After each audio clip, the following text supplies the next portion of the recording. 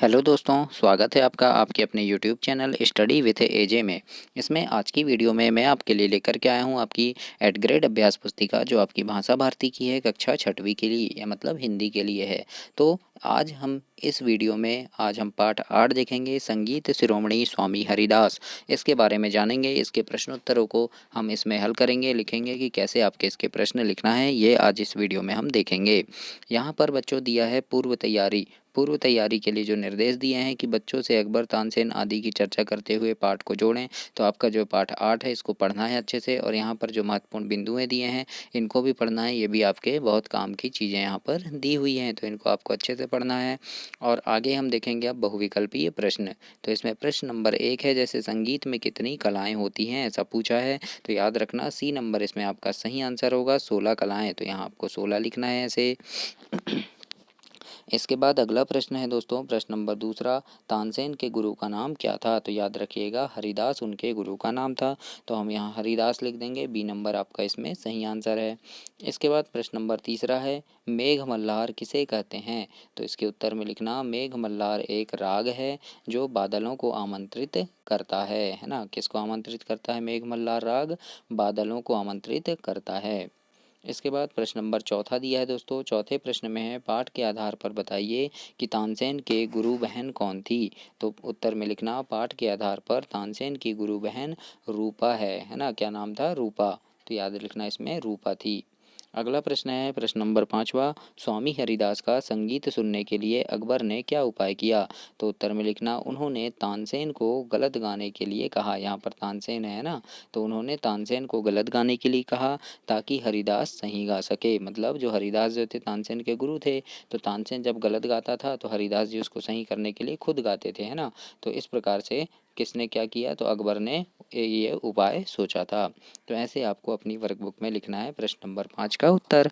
तो दोस्तों ऐसे ही आप लिखेंगे, और चैनल को ज़रूर से सब्सक्राइब करना, वीडियो को ज़रूर से लाइक कर लेना, बेल आइकन भी प्रेस कर लेना, क्योंकि आपकी वार्षिक परीक्षा के पहले पहले मैं वीडियोस डालता हूं इसमें अभ्यास प्रश्नों की, कि कैसे प्रश्न आपकी परीक्षा में पूछे जाएंगे, कौन कौन से प्रश्न बहुत ज़्यादा महत्वपूर्ण होंगे, जिसे पढ़कर आप परीक्षा में अच्छे नंबर ला सकते हैं, और ये सभी सब्जेक्ट के होते हैं। तो उन सारी वीडियोज़ को समय पर आपको मिल जाए, उनको देख सकें आप, इसके लिए आप चैनल सब्सक्राइब करके बेल आइकन प्रेस कर लेना, और बहुत मन लगा के पढ़ना। मेरी शुभकामनाएं हैं आपके साथ कि आप बहुत अच्छे नंबरों से पास होंगे।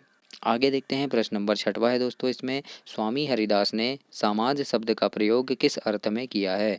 तो उत्तर में लिखना, समाज शब्द श्रोताओं के लिए किया है जो उनका गायन सुनने आए थे, है ना। इस प्रकार से आपको यहाँ पर लिखना है प्रश्न नंबर 6वें के उत्तर में। इसके आगे देखते हैं हम, लघुत्तरी प्रश्न है, और प्रश्न नंबर 7वां है, पाठ के आधार पर बताइए कि दीपक राग के बाद राग मेघ मल्हार गान क्यों गाया जाता है, या क्यों गाना आवश्यक है।